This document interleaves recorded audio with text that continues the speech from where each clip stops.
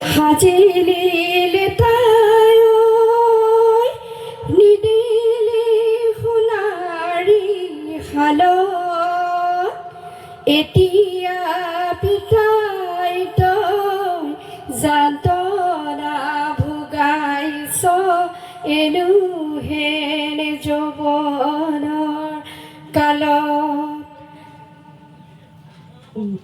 বহাগ আমি জানো বিহু থাকিলেহে অসমীয়া জাতি থাকিব। আমি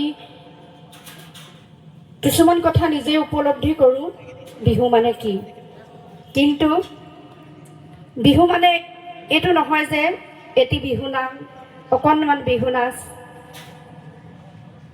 বিহু বুলি ক'লে আমাৰ উপৰোক্ত বক্তাই কৈ গৈছে তিনিটি বিহু। এই তিনিটি বিহুৰ লগত আমাৰ অসমীয়া জাতিৰ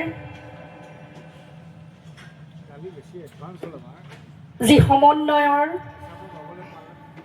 বাট,